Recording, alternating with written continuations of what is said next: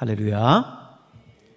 오늘 우리에게 주신 함께 교독하도록 하겠습니다. 스가랴 5장 1절부터 11절에 있는 말씀, 스가랴 5장 1절부터 11절에 있는 말씀, 우리 함께 한 절씩 교독하겠습니다. 내가 다시 눈을 들어본 즉 날아가는 두루마리가 있더라.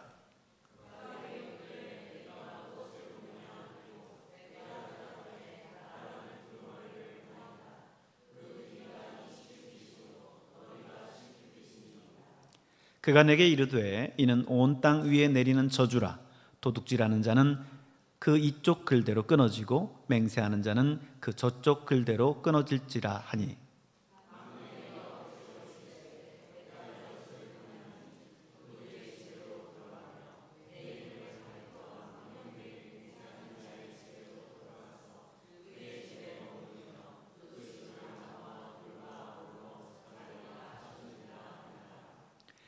내게 말하던 천사가 나와서 내게 이르되 너는 눈을 들어 나오는 이것이 무엇인가 보라 하기로,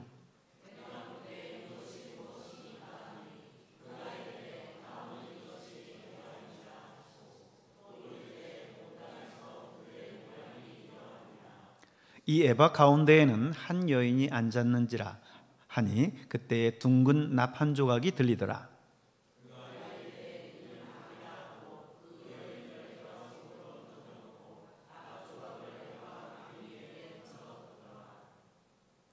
내가 또 눈을 들어본 즉 두 연이 나오는데 학의 날개 같은 날개가 있고 그 날개에 바람이 있더라. 그들이 그 에바를 천지 사이에 들었기로,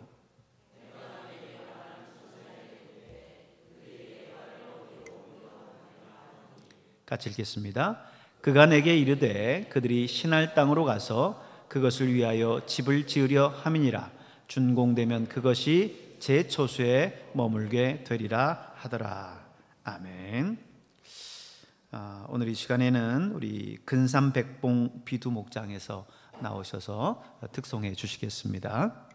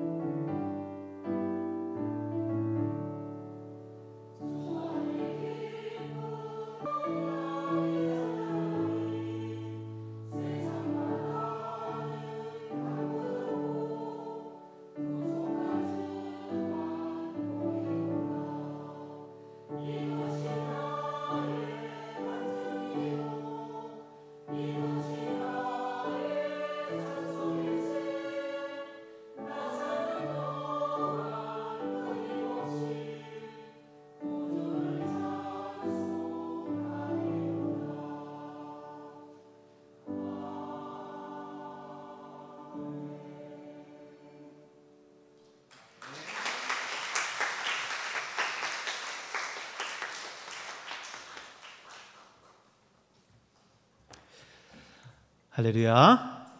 오늘 우리 비두근삼 또 백봉 목장에서 나오셔서 또 은혜 가운데 특송해 주심을 감사합니다. 우리 많은 분들이 또 나오셔서 함께 특송해 주셔서 감사하고, 특별히 아픈 중에 있어서 또 괜찮을까, 나오실 수 있었을까 생각했는데 나와서 깜짝 놀랐어요. 우리 신교욱 권사님 이제 많이 좀 좋아지셨습니까? 우리 신 권사님 지난번에 우리 자동차 추돌 사고 때문에 제가 주일 오후에 광고 드렸었는데 이제 더 완벽하게 또 나으실 수 있도록 여러분 기도해 주시기를 바랍니다.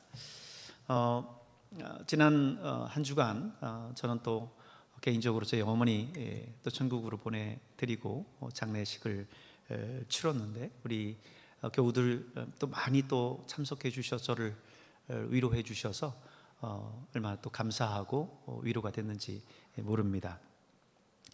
어머니라고 하는 그 존재 자체가 참 한 사람에게 있어서 참 많은 부분을 차지한다라고 하는 생각을 했어요. 어머니라고 하는 것은 누구에게나 있어서 사실 어머니라고 하는 게 존칭이고 하죠. 근데 어렸을 적에는 어머니라고 하기보다는 엄마라는 호칭을 많이 쓰죠. 근데 참 우리의 가슴 속에는 언제나 엄마로 남아 있는 것 같아요. 그래서 오늘 점심에 우리 신집사님 가서 이렇게 식사를 했는데, 우리 김대식 집사님 저보고 그래요. 목사님, 엄마는 좀 다르다고. 그러니까 어머니라고 하는 존재는 다르다고 하는데 참 공감이 갔어요. 제가 부고 문자를 우리 친구들한테 날리고 친구 중 하나가 제게 톡을 보내오기를, 어쩌냐, 많이 아플 텐데, 의 경험에서 우러나오는 말이었죠. 근데 정말 그런 것 같아요. 사실은 경황 없고 바쁘고 하니까 정신없이 일들을 치르긴 하지만, 순간순간 갑자기 밀려오는 그런 슬픔들은 사실 남자고 목사고 이런 걸 떠나서 그거는 남자고 목사고 이런 걸 떠나서 그거는 참 주체할 수가 없더라고요. 참 이런 상황들을 지켜보면서 저는 어머니라고 하는 존재, 우리 여성들을 참 존경하고 사랑합니다. 여성들을 참 존경하고 사랑합니다. 사회의 모든 일들 같은 경우 특별히 더 그간에 남성의 위치가 굉장히 중요했었죠. 그러나 그 남성에게 있어서의 또 마음의 고향은 결국 여성에게 있어서의 또 마음의 고향은 결국 여성인 어머니입니다. 그래서 우리 여기에 있는 우리 자매들, 또 우리 여성분들 한 분 한 분, 정말 하나님께서 주신 이 여성이라고 하는 이 존재 자체가 얼마나 귀한지 다시 한번 생각하면서 살아가셨으면 좋겠다라는 생각을 갖습니다. 오늘은 스가랴서 5장 1절에서 11절에 있는 말씀을 함께 봤는데요. 오늘 본문은 환상 중에 6번째 그리고 7번째 환상이에요. 하나는 날아가는 두루마리 환상이고요. 또 다른 하나는 에바 속에 날아가는 두루마리 환상이고요. 또 다른 하나는 에바 속의 여인의 환상입니다.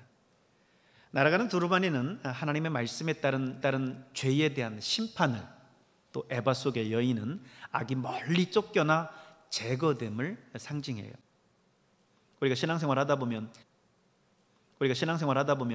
겉으로는 그래도 믿음이 있는 척 이렇게 살아가지만 내면에는 숨은 죄를 품고 살아갈 때가 많습니다. 하나님은 그런 우리를 그냥 두시지 않으세요. 때로는 말씀을 통해서, 때로는 양심의 가책을 통해서 우리의 잘못을 드러내시고 또 정리하세요.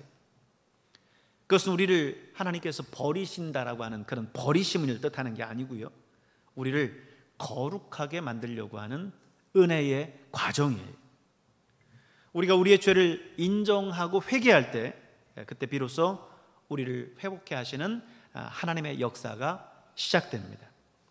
그러므로 여러분, 우리 안에 양심의 가책이 되고 성령께서 우리의 마음에 드러내 주시는 죄가 있다면, 그때 하나님 앞에 철저히 회개하고 그 죄를 없애야 돼요. 그 죄가 내 안에 머물러 있는 한 성령은 내 안에 충만하게 거주하실 수 없어요. 여러분, 오늘도 이 자리에 나와서 기도하실 때에 성령께서 여러분의 마음 깊은 곳까지도 하나님께서 비춰주시면서 죄를 밝히 보여주실 텐데, 그때마다 그 죄를 하나님 앞에 고백하며, 하나님, 나의 이 어리석었고 부족했었던, 허물 많았었던 이 죄를 용서해 주십시오 라고 인정하고 회개하고 기도하면, 하나님께서는 그 죄를 드러내 주셨지만, 그렇지만 그것을 깨끗하게 소멸시킨다라는 사실을 여러분 기억하시길 바랍니다. 조선시대 영조 임금 있죠? 영정조 시대가 조선시대의 정말 부흥기라고 할 수 있겠는데, 이 영조가 백성들 앞에 이런 말을 했어요. 가장 큰 죄는 죄를 짓는 것이 아니라 죄를 숨기는 거다 그랬어요. 가장 큰 죄는 죄를 짓는 게 아니라 죄를 숨기는 거다. 여러분, 우리가 하나님 앞에서도 마찬가지입니다. 죄를 숨기는 것은 어둠을 키우는 거예요. 하지만 죄를 인정하고 하나님 앞에 고백하잖아요. 그러면 그때부터 이제 어두운 내 내면에 성령의 밝은 빛이 들어서기 시작합니다. 여러분, 말씀의 두루마리가 우리의 마음에 날아와서 우리의 내면에 빛을 비추고 우리의 죄를 드러나게 할 때, 그것이 우리가 영적으로 회복하는 그런 첫걸음이라고 하는 사실을 여러분 기억하시길 바랍니다. 다음으로 스가랴는 또 하나의 환상을 봐요. 5절서부터 6절에 있는 내용을 보면요, 내게 말하던 천사가 이르되 너는 눈을 들어 나오는 이것이 무엇인가 보라 하기로, 그가 이르되 나오는 이것이 에바이니라 하면서 5절 6절에 말씀하고 있죠. 에바라고 하는 것은 고대 곡식이나 물건을 재는 측량의 단위입니다. 그래서 예전에 우리가 곡식을 잴 때 되나 말로 재서 측량을 했잖아요. 그것처럼 이 당시 고대의 이 곡식이나 물건을 재는 단위였고 그 도구였습니다. 그런데 그 에바 안에 보니까 오늘 7절에 누가 있어요? 한 여인이 앉아 있어요. 한 여인이. 그러면서 천사가 말하기를 뭐라고 얘기해요? 이는 악이라. 8절에 여러분 본문을 봐야 될 것 같아요. 이는 악이라. 그러니까 무슨 베이비를 생각하기 쉽잖아요. 잘 보세요. 여기 글에는 악을 이야기하는 거예요. 악. 리샤라는 뜻으로 도덕적 부패뿐만 아니라 탐욕과 불의한 경제 질서를 가리킵니다. 사회 공동체 안에 뿌리 깊게 내려져 있는 그런 윤리적인 그런 타락들, 그리고 또 경제 안에서 계속해서 작동하고 있는 그런 근원적인 악들이 있지 않습니까? 그런 악을 이야기하는 거예요. 하나님은 백성의 신앙뿐만 아니라 그들의 삶 속에, 그들의 사회 속에, 그들의 경제 구조까지도 하나님은 거룩하게 세우기를 원하십니다. 하나님은 여러분 개인의 삶도 거룩해지기를 원하시지만, 하나님은 우리 공동체에, 그리고 이 사회의 구조적인 그 악조차도 하나님은 거룩하게 되기를 원하십니다. 그렇기 때문에 오늘 우리는 그 하나님의 그 거룩한 뜻을 우리가 잘 헤아릴 수 있어야 돼요. 천사는 그 여인을 지금 에바 속에 던져놓고 납조각으로 덮었어요. 오페르트라는 건데 무겁고 단단한 금속인데요, 악을 완전히 가두고 봉인한다라고 하는 그런 의미가 있어요. 에바 속에 넣어놓고 무거운 그런 뚜껑으로 덮어서 나오지 못하도록 한다라고 하는 그런 의미인 거죠. 다시 말해서 그 여인이 뭐라고 천사가 얘기했어요? 악이라고 했죠. 그 악을 에바 속에 눌러 넣어놓고 봉인한다라고 하는 그런 의미를 가지는 거예요.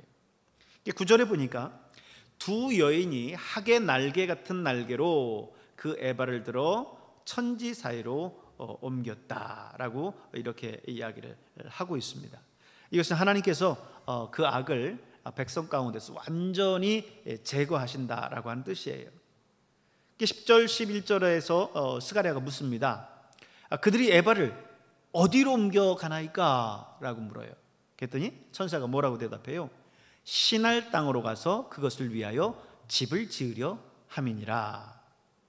시날, 창세기 11장에 보면 바벨탑을 쌓았었던 장소가 어디냐면 바로 이 시날 땅입니다.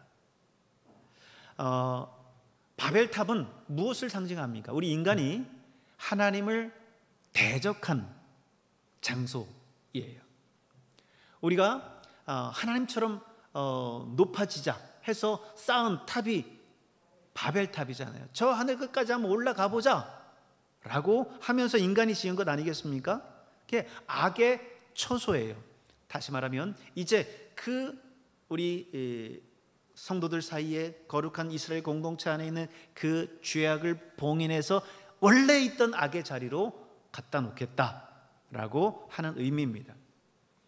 거룩한 땅에서 제거해야 할 그 악을 이제 그들이 그 신할 땅 그곳으로 갖다 놓겠다라고 하는 의미입니다. 하나님의 백성 가운데 더 이상 악이 머물지 못하게 하겠다라고 하는 하나님의 의지가 담겨 있는 거죠.